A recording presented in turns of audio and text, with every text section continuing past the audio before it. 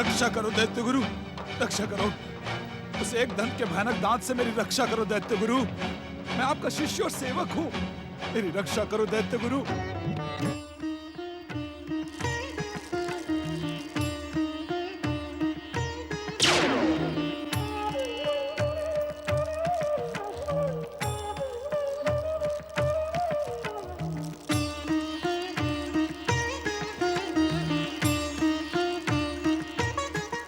पुत्र इंद्र, उठो पुत्र, पुत्र।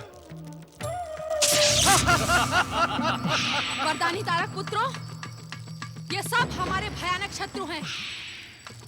इन्हें जीवित रहने का अवसर ना दो, इन्हें समाप्त कर दो। जाओ।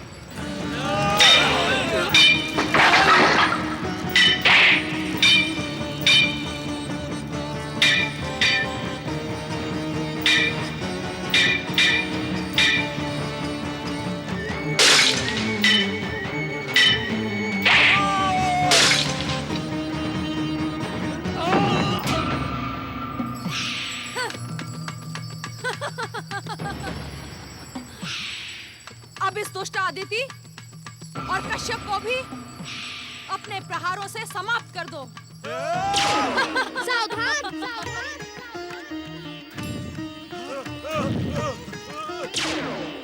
एकदम परम देव श्री महागणेश की इच्छा से विनायक श्री गणेश ने इनकी शिव भक्ति की परीक्षा ली थी। विनायक के प्रलोभन से उन्मत्त होकर तारक पुत्र अब रजतपुर से बाहर निकलकर पथभ्रष्ट और अत्याचारी हो गए हैं। काल इनके सिर पर मंडरा रहा है। इनका अंत इनके त्रिपुरों में ही होगा। इन्हें पुनः त्रिपुरों में बंदी बनाना होगा।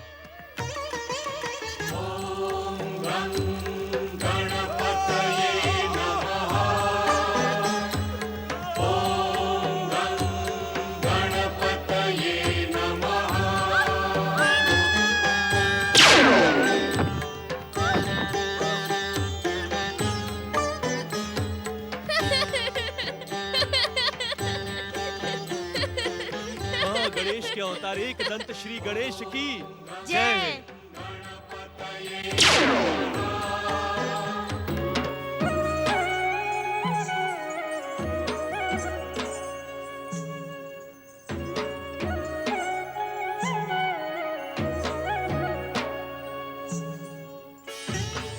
पति परमेश्वराय नमो नमः।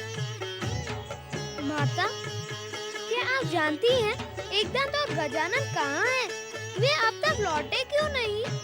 एकदंत और गजानन के विषय में पूछकर अपनी चतुराई ना दिखाओ मंगल मूर्ति। वे दोनों कहाँ हैं? ये तुम मुझसे अधिक जानते हो। माता से अधिक पुत्र जानता है? न माता, यह सत्य नहीं है।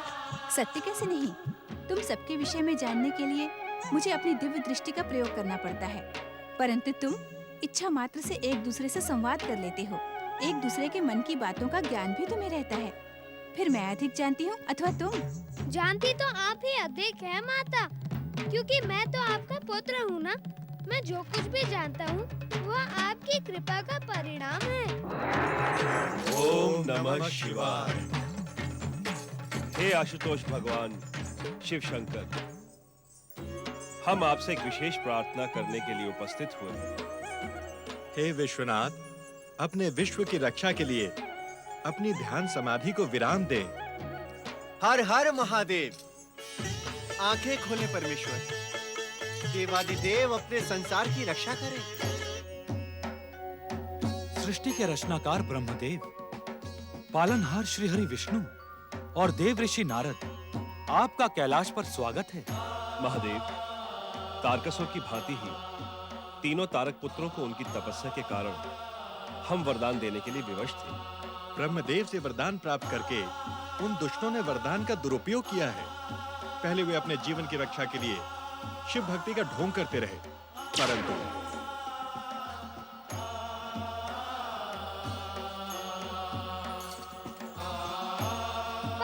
अब उनके पापों का घड़ा भर चुका है। वे शिव भक्ति से विमुख होकर भयानक अत्याचारी बन चुके हैं। पिताश्री, मैंने उनको उनके ही त्रिपुरों में बंदी बना दिया है। ये वास्तव में दुर्लभ अवसर है जब परम देव श्री महागणेश के तीनों अवतार एक साथ दर्शन देने के लिए प्रकट हुए हैं।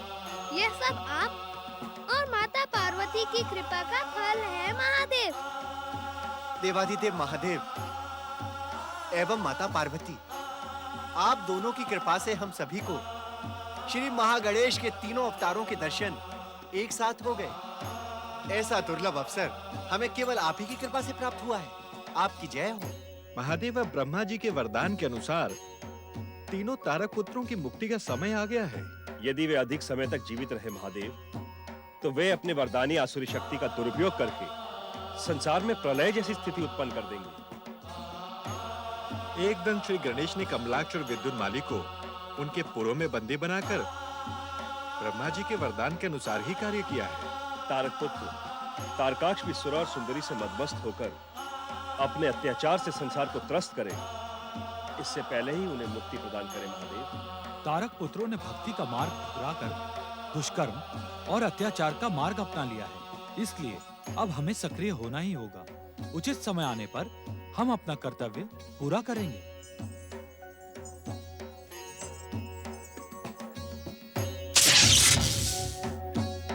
आपकी जिज्ञासा का अभी भी अंत नहीं हुआ देव ऋषि? महादेवी पार्वती, इस समय जो प्रश्न मेरे मन में उभर रहा है उसका संबंध मंगल मूर्ति गौरीपुत्र श्री गणेश से ही है। मन में उठते प्रश्न को मन में दबाना उचित नहीं है देवर्षि। पूछे क्या पूछना है, परंतु पूछने से पहले माता पार्वती से आज्ञा अवश्य प्राप्त कर लीजिए, क्योंकि आजकल माता छोटी छोटी बातों पर रोष करने लगी है।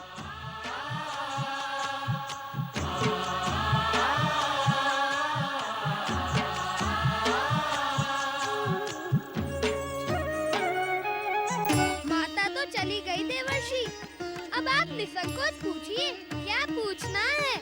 नारायण नारायण, हे मंगल मूर्ति गौरीपुत्र श्री गणेश, मैं ये पूछना चाह रहा था कि क्या तारक पुत्रों के अंत में आपका कोई योगदान नहीं होगा? मेरा योगदान तो मेरे पिताश्री भगवान शिव की इच्छा पर निर्भर है देवर्षि। नारायण नारायण। ओम नमः शिवाय।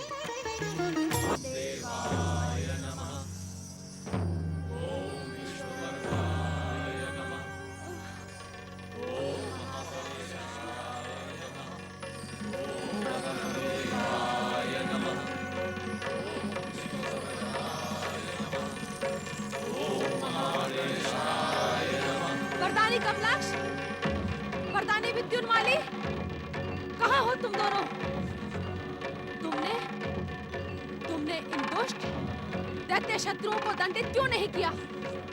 शीघ्र ही मेरे समीप प्रकट हो। नारायण नारायण। दैत्य माता दीदी, अब आप तारक पुत्रों को चाहे जितना पुकार ले, किंतु वे अभागे कभी नहीं लौटेंगे। मेरे साथ परिहास करने की भूल ना कर नारद। परिहास? अरे मैं परिहास नहीं कर रहा हूँ दैत्य माता दीदी, मैं सत्य कह रहा हूँ। तारक पुत्र इस संसार में अब कुछ ही समय के अतिथि हैं, ये समझ लीजिएगा। आपने उन्हें उकसाया, अत्याचारों के लिए प्रेरित किया, उन्हें दुष्कर्मी बनाया। तारक पुत्रों ने जो कुछ भी किया वो उचित था। उस सुंदर बालक ने भी उनके कार्य का समर्थन किया था।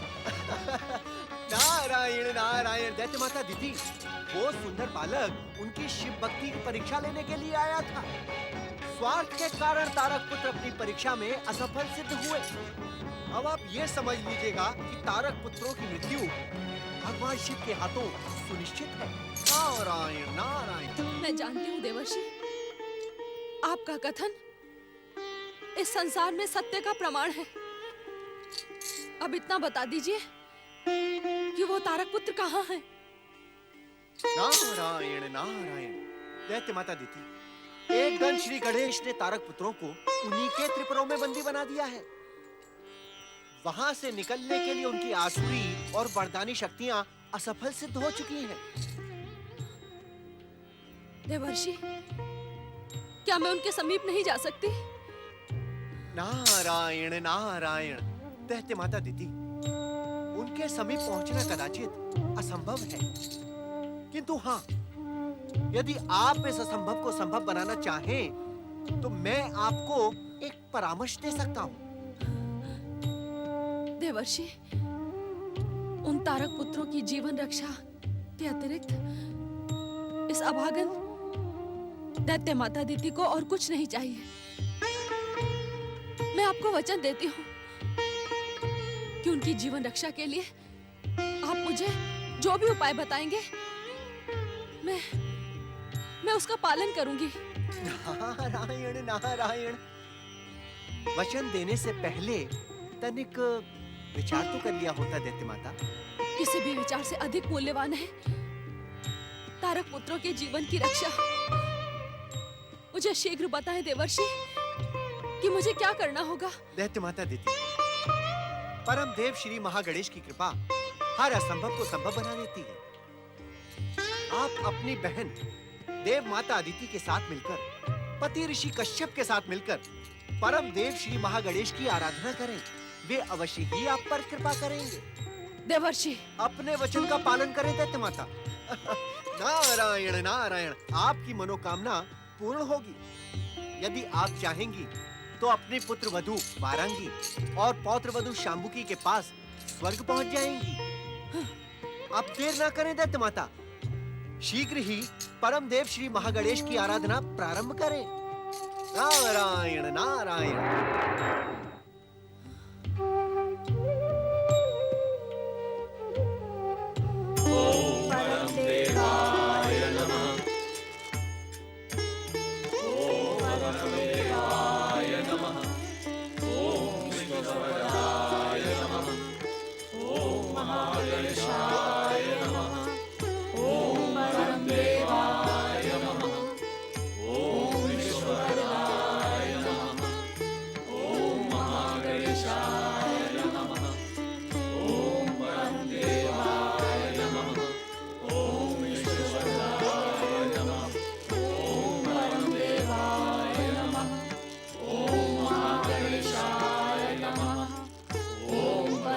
मुझे निराश न करें दैत्य गुरु।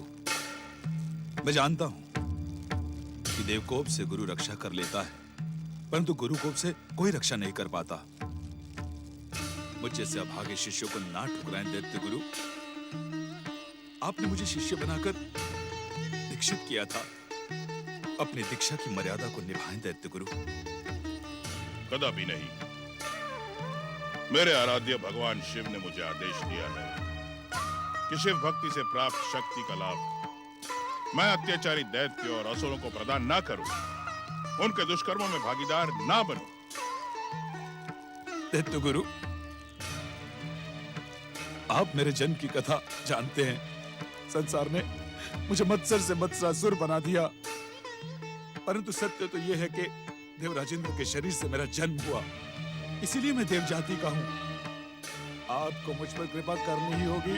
यदि तुम देव जाति के हो मत्सर, तो मैं भी दैत्यों का गुरु हूं। एक देवता मेरा शिष्य कदापि नहीं बन सकता। इतने कठोर न बनो दैत्य गुरु। अब मुझे अभागे का आप ही सहारा है। मेरा त्याग न करो दैत्य गुरु, अन्यथा आपके आश्रम के यज्ञ कुंड में कूदकर अपने प्राण त्याग दूंगा। दैत्य गुरु, एक बार आपके आदेश पर मैं शिव भक्ति कर चुका हूं। यदि आप फिर आज्ञा दे तो मैं स्वयं शिव भक्ति में लीन हो जाऊंगा। अब जो कहेंगे मैं करूंगा, परंतु अपने चरणों से मुझे दूर न करो दैत्य गुरु। मत्सरासुर, ये दैत्य गुरु शुक्राचार्य शिवाज्ञा के कारण तुम्हें अपना शिष्य नहीं स्वीकार कर पा रहा। मेरी व्यवस्था को समझो मत्सरासुर, मैं तुम्हारी कोई सहायता नहीं कर सकता। जब गुरु सहायता नहीं करता, तब केवल सब अंधकार ही अंधकार हो जाता है। मैं अपने भविष्य को अंधकार में डुबोने के लिए आपके प्रचंड यज्ञ कुंड में कूद जाता हूं। ठहरो, ठहरो मत्सरासुर। तुम्हारे दृढ़ निश्चय ने यह सिद्ध कर दिया है, तुम्हारा भविष्य अंधकार से नहीं, सफलता से उज्जवल होगा। मैं तुम्हें अपना शिष्य स्वीकार करता हूं। भगवान शिव मेरे साक्षी हैं। अब आओ, सच्चे मन से भगवान शिव की आराधना प्रारंभ करो। आप धन्य हैं गुरुदेव। आपकी जय हो गुरुवर। अब इस मत्सरासुर को तीनों लोकों में किसी से भय नहीं, क्योंकि उसका रक्षक गुरु है। ओम नमः शिवाय। ओम गुरुदेवाय नमः। कल्याण हो पुत्र। गौरी पुत्र, तुमसे प्रकट विनायक ने जानबूझकर शिव निंदा करके तारक पुत्रों को पथभ्रष्ट किया और परम शिव भक्त शुक्राचार्य को भ्रमित किया।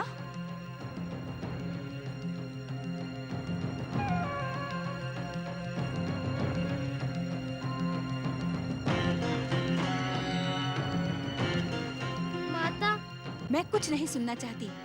शिव निंदा की भूमिका तुमने बनाई। शिव निंदा के सूत्रधार तुम हो। आशुतोष भगवान शिव की निंदा करने वाले को मैं कभी क्षमा नहीं कर सकती, भले ही तुम मेरे पुत्र क्यों ना हो। क्रोधित ना हो माता, मेरी बातों सुनो। तुम्हारी बातों की चतुराई से मैं भी भ्रमित हो जाऊंगी, इसीलिए मैं तुम्हें बोलने का अवसर नहीं दे रही। बोलने का अवसर नहीं देंगी तो हमें क्षमा कैसे करेंगी? तुम क्षमा के योग्य हो ही नहीं। तुम्हारे ही कारण पथभ्रष्ट होकर तारक पुत्र संसार पर अत्याचार करने लगे। शिव भक्ति में लगे मन को भ्रमित करना क्या उचित है? गजानन और एक दंत ने भी इस कार्य में तुम्हें सहयोग दिया। क्या शिव निंदा और एक भक्त को भ्रमित करना अग्र पूज्य श्री गणेश के लिए उचित है? ना तो हमने किसी को पथभ्रष्ट किया है और ना ही किसी को भ्रमित। मैं सत्य कह रहा हूँ माता। मैं तुम्हारे सत्य की चतुराई भली भांति जानती हूँ। दुख तो मुझे इस बात का है कि मेरे पुत्र किसी को पथभ्रष्ट और अत्याचारी बनाने का अशुभ कार्य कर रहे हैं।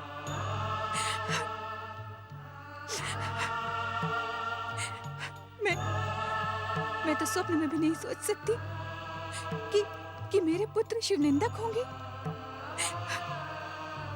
शिव तो कल्याण है, शिव तो मंगल है, शिव तो शुभ है, शिव तो सुंदर है। उस मंगलमयी, कल्याणकारी, शुभ और सुंदर शिव की निंदा करने का दुस्साहस तुम सबने कैसे किया?